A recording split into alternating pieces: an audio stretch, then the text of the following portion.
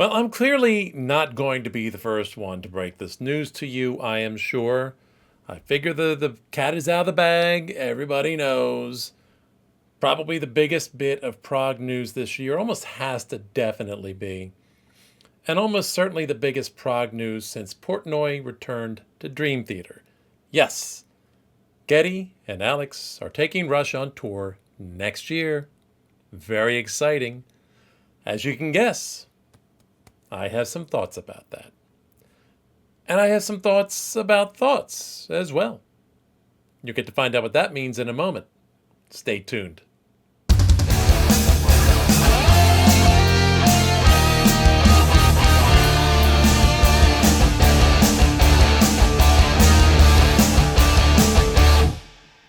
Hey there, Prognoggins, and especially the Rush fans. It is a big day today. It is a grand day. It's a gala day. Well, a gala day is enough for me. I don't think I can handle anymore. Out of the blue news, we get Alex and Geddy announcing a tour, a short tour for 2026, and they call it the 50-something tour. They shared a nice little video clip. This is progressing all the songs we're putting together. I don't know, 35 songs or so far for a set that's going to be, around a couple of hours, is the fact that we're going to cover a lot of things and change it up night to night, but we'll always have a part of the show that's a tribute to Neil and his memory of him and everything that he was to us. And it's going to be beautiful to be able to celebrate him every single night. Yeah. This is going to be great. Just give me a hug. So it seems they've been spending a bit of time doing some thinking and a lot of jamming and a lot of soul searching and doing the kind of things you would expect two friends who have been playing together since the late 60s on a pretty consistent basis, that they might at some point in time start to get the itch, start to think, but maybe these bodies still have some juice left in them, and maybe it's a possibility that we could go out and tour. And you got to think it's easily been an acceptable period of mourning since the departure from this world of the one and only Neil Peart. We're going on 6 years. And he is well missed, and I know these guys miss him. And if you read Geddy's book, you know Neil meant an awful lot to him. Matter of fact, there aren't too many passages in any books that I've ever read that made me cry. That's one of them. Not ashamed to say that. So the emotion was there, I think, for him. It certainly reached me. And yet we move on. We lose people in this world. We move on. So the guys have been talking. They've been thinking. So like I said, a short tour. Just 7 cities, 12 nights. There are 2 nights in 5 of those cities. Surprisingly, only 1 in Canada. Would not have expected that. And I think the Canadian fans are probably a little surprised and disappointed in that. But of course, and I shouldn't say only 1 night in Canada, only 1 city in Canada, because there are 2 nights in Toronto. But there you go. So that's kind of a cool thing. I'm very glad to know that they're giving the hometown some love. And, you could say a little disappointed it's a short tour. They're not going to hit Philadelphia, which I know is always a popular spot for them. Closest they get to us is New York City. Unfortunately, those dates aren't going to work for the girlfriend and me because of reasons. So we have to look at, all right, Chicago, Toronto. Always wanted to make the trip to Toronto, so that sounds fun. See how that all goes. And we'll also see how expensive it is. I'm already hearing rumors of stuff and prices. I, honest to God, don't know where folks have gotten the information because I haven't found it. And I am on of course, the pre-sale sign-up list. So I am all prepared for that. And that didn't give me any links to any prices. So I don't know. What I can say is they were among the most expensive tickets.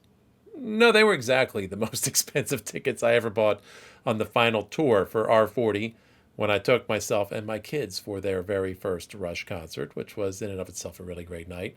So I expect these to be a little high, astronomical. I don't know that we're talking Taylor Swift level prices, but God only knows. We will find out. Dynamic pricing and all of that, shit can get weird real fast. Meanwhile, there are some very choice pieces, besides what I've already mentioned, in this announcement. And one of those choice pieces of the announcement is the drummer. Of course, somebody had to figure out who's going to drum for these guys on tour. Who's going to drum for them if they were ever to continue under the name Rush without Neil. I don't think there's still any plans for that, and we'll talk about that more later. But the drummer, Annika Nilles, I'm pronouncing it that way because my understanding is she is German. She is from Aschaffenburg, Germany. I knew I wasn't going to get it right in the first try. Aschaffenburg, Germany, which is in northern Bavaria, as I understand. Gotta tell you, in the area last year, Bavaria is beautiful. I think I want to move there. But she's, a little bit of an unknown quantity.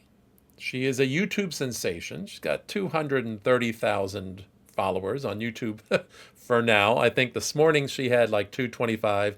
By this evening, 233. So, I think the channel's going to get a little bit of attention at this point in time. Tiny bit. So she released her debut album, Picalar. Don't know what that means. Didn't get around to looking it up. That was in 2017, but even more notably, she played on Jeff Beck's final tour in 2022. So that's kind of a cool thing as well. So it seems like she's got some cred. Seems like there are people that would suggest she has some chops. What I can say is, you can find her doing stuff like this.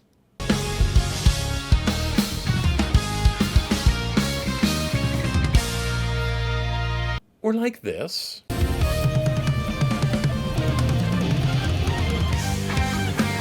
And then there's this bit here.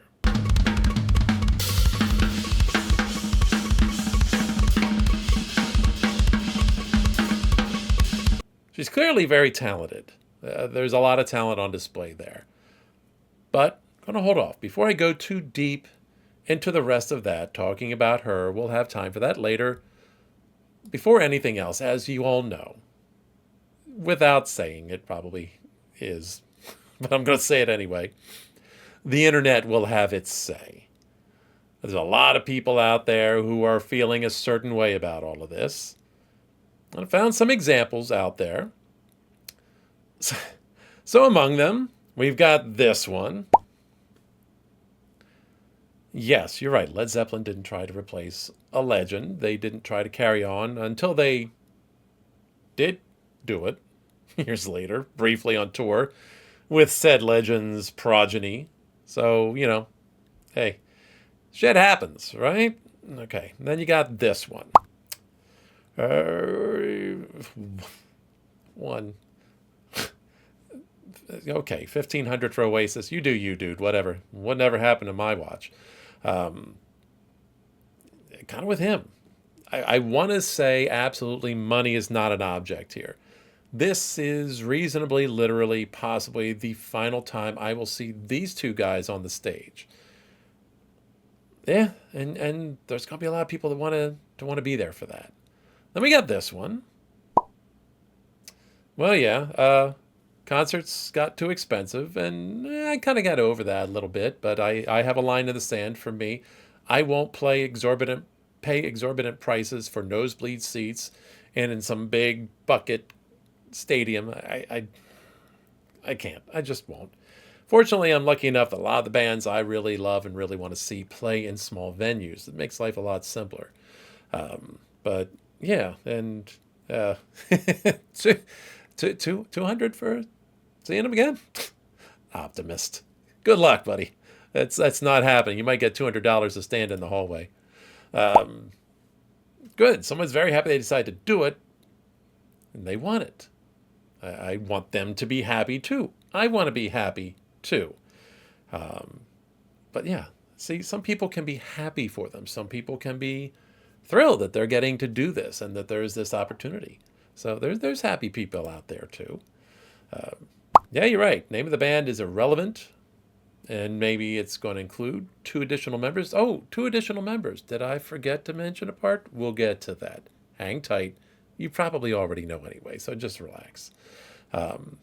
Yeah, it's not everybody's going to get to go. You're right, dude. It's going to take a little bit of bankroll to do it, especially if you got to fly to Toronto or Chicago. because, the city you can drive to isn't working. Like, technically, yes, I can drive to those other ones, but it burns a lot of daylight. So we'll see. And I hope to be there at one of them, if not two of them. And yeah, it could be expensive. Grief is personal, you're right. And healing is required. Not going to sit in judgment, you're right. And I think any of those out there that are busy judging any of this, think about this. If you were a big, big fan of this band, I think you know enough to know they really don't approach anything lightheartedly, so to speak. Not lightheartedly. It's not the word I want. They don't half-ass things. They think things through.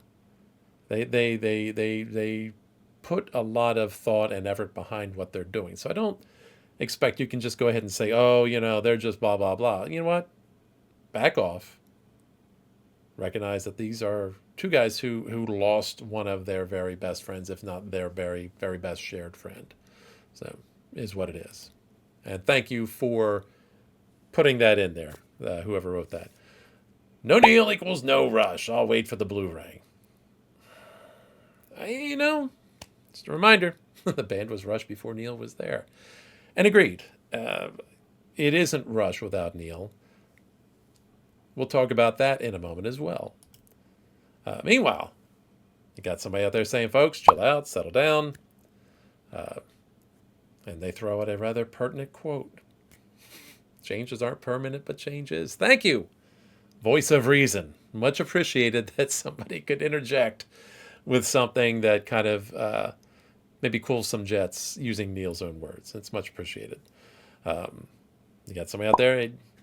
These guys, the three of them, inspired a lot of people to start playing an instrument or two. I don't know what you think's gotten cheesy about any. I don't know what you're talking about, dude. What's cheesy? What the fact that they want to get together, the fact that they hugged it out, the fact that they're laughing and ready to do something else? I don't know. Cheesy. I don't understand. Whatever, buddy. Okay. Oh, blasphemers. Whatever. Go away, dude. And money grab. Really? Money grab? That's what you think this is all about entirely? And if it is, so what? They're allowed to make a living. Best tribute to Neil would have been to retire the Rush name. You think so? Whatever. Again, was Rush before Neil was part of the band. For years before Neil was part of the band. I'll get to more detailed thoughts about that in a moment. But as you can see, some people are feeling a little angry about it. Some people don't think this is the way it should be done. I don't know. Some people are like, it's Christmas. It's time for this to be a great thing. It is an opportunity to see the band. And there are people that are definitely going to be there. This one, again, talking about the package levels. I don't know where the information is. If somebody has that, feel free to share in the comments section when you get a chance. Then you get people like this, never got to see Rush live. And while this may not be Rush in their prime, this is still a chance for them to see Rush live. I'm going to be frank, there's a lot of bands out there right now that are touring that are little more than basically being, I don't know, kind of being their own tribute band or sometimes even closer to being a tribute band that has the legal rights to the name. If you want to look at Yes right now, that's a great show. They're a bunch of great players. Nobody in the band right now is an original member. Nobody. And there's at least one original member still living. So I have lost track of Tony K. I don't know if he's still around or not. Tony, if you are, I'm sorry. I should know. Didn't think of that till now. But, and you look at a band like, Kansas, Styx, they are mostly not the classic examples of the bands anymore. I don't feel so great about it. These guys are at least going to be 2/3. And yeah, might they have a little extra help on this? They might. You're right, man. They've earned the right to do exactly whatever they want. This is a true thing. And we'll see. We'll see about that. I have thoughts about other shows. So those are the comments floating around out there at this point in time. And as you can see, a lot of folks are up in their feels. Some people, again, there's the ones that are the curmudgeonly types that, no, you can't ever, blah, blah, blah, blah, blah, blah, blah. Yeah, you kind of can, and people kind of do. And, suck it up, Buttercup. That's the way the world works. So that's what's happening out there. We got some optimists that think they might get in the door for $200. Good luck, dude. Uh, but anyway, maybe he's just quoting a number. I don't know. I spent more than $200 for floor seats 13 years ago. So, meanwhile, my thoughts, those were their thoughts. These are my thoughts. So again, we've got a drummer coming in, comparatively unknown person, a largely unknown person, because I'm sure there are a lot of people out there doing a lot of fantasy drafts where they're talking Danny Carey and Gavin Harrison and Mike Portnoy and throwing out ideas like, oh, different drummer in every city and all these various guest drummers and like one different drummers in every city. Let's be honest, that was never realistic. Nice idea, that's fancy, but it's not going to happen because you need time to play together and practice a bit. At least I think if they want to play it to the standards they're used to playing it. So, meanwhile, the other guys have lives and are busy too. So give a moment. There may be some method to the madness when you talk about a drummer who is comparatively unknown. Not some big superstar drummer that's already out there. Why? Because one, we don't necessarily want or need somebody coming in who's going to overshadow Neil. They're going to be doing some tributes to Neil during these shows. And if you bring in a Danny Carey, a Gavin Harrison, a Mike Portnoy, to a degree, they become the story more than the person playing the drums. You know what I mean? They become a story almost bigger than Geddy and Alex. They start to overshadow things. That's not what they're looking for. I don't think they're looking for some big name to come in there and sort of steal headlines on the tour.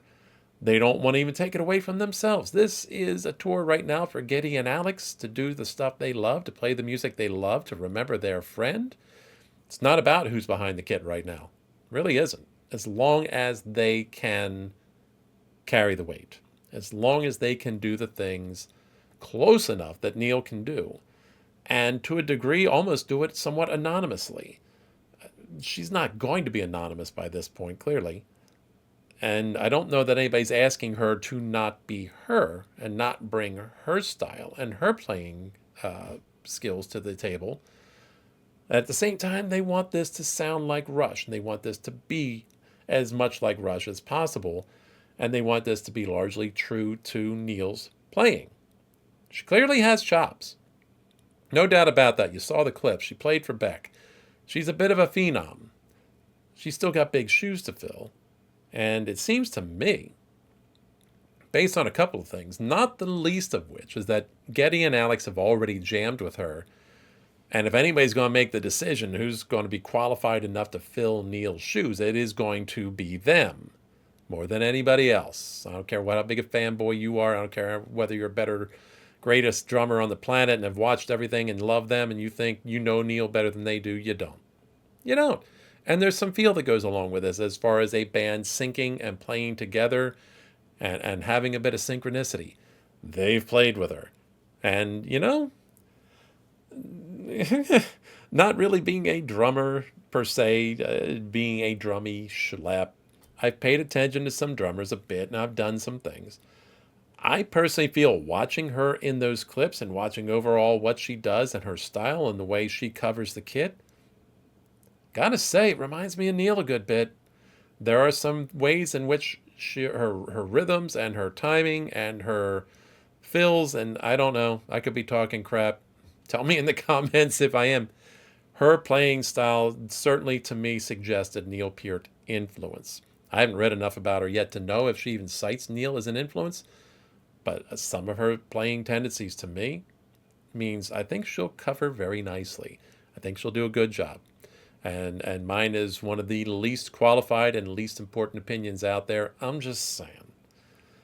Meanwhile, another point that we didn't talk about directly, but alluded to, we're talking about the potential for the first time ever of a fourth member of Rush.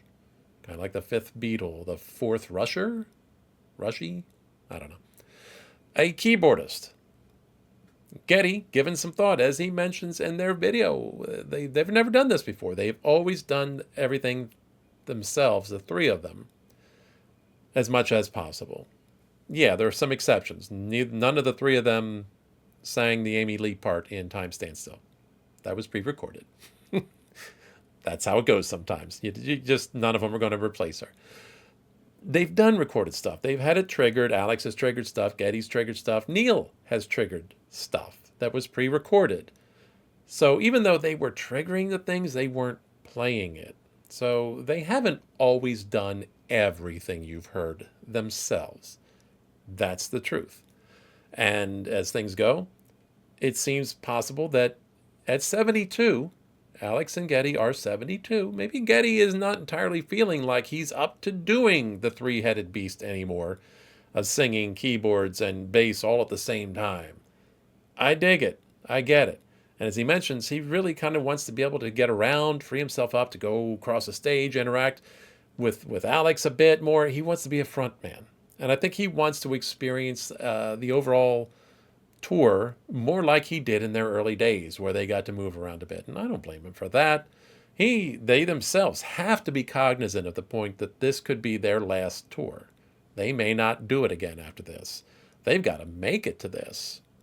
So I think there's some realism there, and I think it makes some sense. And I think I'm totally cool with it. You know, like once upon a time, maybe I would have screamed bloody murder, but you know what? There are plenty of bands that do it. Plenty of bands that bring extra musicians and extra talent behind them to do the things live that they did in an album and really can't effectively do themselves live without adding personnel. So the fact that they waited this long into their career, the 50-something tour, before they ever did that? One notable exception, though. Let's not forget, the R40 tour did include violinists. So it's not the first time. It may be the most extensive time they've added a fourth one. I nearly let that slip my mind. Johnny Dinklage joined them on that tour, as did Ben Mink, who was the actually original violinist for Losing It on Signals. So that was cool. Philadelphia didn't get either of them. But I've gotten to see Johnny more than a couple of times and chat with him at Bubba Bash, which, let's not forget, Bubba Bash is coming up. If you're going to have any chance of being a PA, that's a great show to go to. So anyway, can Geddy do what he used to do? Can he do all of that? Does he want to do all that? I don't know. And if he doesn't want to, I'm cool with it. The man's earned the right. You know, he's been around for a while. He has absolutely earned the right. Meanwhile, if they don't mind a fairly well-known name for this role, I don't know if they will, I want to personally nominate Richard Barbieri of Porcupine Tree. The man can do it all. We know his talents. The man is great at, I think, doing the kinds of things that Rush has keyboard-wise in their music. And just for me, personally, his whole man searching the house for where he left his car keys on stage persona would be the perfect low-key low-key counterpoint for Geddy and Alex while they're goofing around on stage. If I could just watch Richard kind of wandering around back there, he could probably even wander over and change the laundry and the washing machines and shit like that. Do it, guys. Come on. Do it for me. Go get Richard Barbieri, at least for a couple of shows. Meanwhile, okay, so things that fans are bringing up. It's a very short tour. Again, the guys are 72. So remember that. They have not toured since 2012. It's been 13 years. I think it's fair for them to see how well their bodies hold up at this point in time. They're taking it slow. They're taking it gentle. They've got 12 shows, 7 cities, and even the cities where they do 2 shows, the 2 shows are not back-to-back nights. They're taking it, I think, and playing it very cautiously. And I think that's fine. You know, if they want to see how it goes physically, I understand. If they want to see how ticket sales go before they start committing to the very expensive prospect of touring more cities, I get it. I understand caution. I don't know that I think they need it. I think it'll be fine. I think the tickets are going to sell. Matter of fact, I'm scared to death that dynamic pricing is going to push these things up so high that I'm going to need like another mortgage. We'll see what happens. And to be honest, do we really Do you really, honestly, think they're not going to add some more dates along the line? Do you think this is really going to be it? Stop. Stop it. Stop it. That is your fear talking. That is your anxiety, predicting things that scare you. I think they're going to be fine. I think you're going to be fine. I think there will be dates added. Once they see how ticket sales go, once they see how they hold up, I think it's almost a certainty at some point in time some more dates will be added. At the very least, more dates in Canada, more dates in Europe. My prediction, take it to the bank. I don't predict a lot of things, but I predict this. And I'm the guy that predicted that Life is a Highway by Tom Cochrane was going to be a huge hit. My boss didn't want to hear me at the time. I told him, you need to put this in the rotation. Hey, going to hang my hat on that one. It's not the only one. It's the one I choose to mention at the moment since we're talking Canadians. So I think there's fine. I think there may be a big break between some of these legs of tours. Certainly, they may want to rest. They may want to hang out. But I think there will be more dates added. So rest assured. Maybe the worst thing you got to worry about, I won't even talk about it. I won't even talk about it. Don't even want to put that out in the ether. All right. Meanwhile, the big question, of course, is this the right thing to do? As you can see, opinions vary. There are people excited. There are people that are pissed. There are people that think it's a cash grab. I don't know. You tell me. The guys are allowed to make a living, are they not? This has been their living. This has been their vocation for over 50 years. I'm sure they're set financially. I'm sure they're good. That doesn't mean they don't have a right to earn some more money somewhere along the way. I get it. I don't think they're going to do, the farewell tour for 10 years, like certain bands I might mention. They aren't going to keep coming back year after year saying it's the final tour. I figure that's how it's going to work. I think these guys will absolutely be genuine about it. I guess that's the word I'm going to go with. And come on, watch the video. Watch their announcement. This is their joy. This is the joy they've been experiencing and having to do and being able to do for 50 plus years. You knew they had to at some point in time, if they're healthy, if they're able, the itch is there. They're going to want to get out and play somewhere. And as much as I've enjoyed a lot of Envy of None, I got to say, I'm almost certain that doesn't scratch every itch that Alex has. He's going to want to get out and do something again. They're allowed to do this. And frankly, talk about my feelings about it. These are my thoughts. We'll get back to that in a moment. Why not? Why not if they can do it? I think they've waited long enough. Like they went on hiatus when Neil wanted to go on hiatus 13 years ago. So this is beyond mourning. So as far as the band name and what they call on a tour, come on, guys. Rush was a name owned and used for this band before Neil was a member of it. He was not the original drummer. Let's remember this. John Rutsey was the original drummer. So Neil came on after the band had an established name, hell, even an established logo, and it was Alex and Geddy first. So I don't want to say that you can never have the name Rush without Neil involved. There's a caveat to that, of course. I would feel very, very differently. We're not talking my feels. If they were making new music and moving on with new albums without him, then I could go and say, you know what, this isn't Rush, because Neil was the brains, and in many ways that part that pulled all of it together with a cohesive train of thought and a cohesive philosophy. I don't think they could be Rush again without Neil. They were Rush before Neil, but I don't think they truly became Rush until Neil was with them. So I think making new music, I would maybe be opposed to that. I mean, it's up to them. It's in the end, it's still their decision. It's not my decision. They're allowed to do what they want at their age and at their level of dedication to the band. I would feel worse about that. I'd feel a little sad about them touring without Neil. Honest to God, I I'm amazed at how much I find myself missing his presence in the world and their presence as a band making new music in the world. And I feel a little sad at the idea of them touring without him, but I get it too.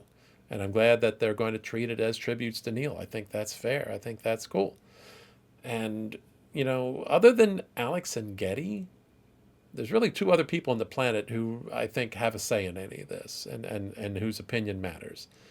And that's Neil's widow and daughter, Carrie and Olivia, respectively. They have totally given their blessing to it, as you can see right here in their statement. They're on board with this. They're good with this. Hell, to some degree, who knows? It makes, I'm sure, a little bit of money for Neil's estate. They have to live too. I don't know what their situation is, and I don't need to know. It's not my business. Whether they've got enough money or could use a little more money or not doing well financially does not matter. Not my business, not your business. If they want to make some more money off of this, they are allowed. So there you go. Yeah, I have a lot of mixed feelings. I've been happy. I've been sad. I'm on the verge of probably being financially destitute, but in a good way. This is Rush doing as they've always done in the end. That's really what it is.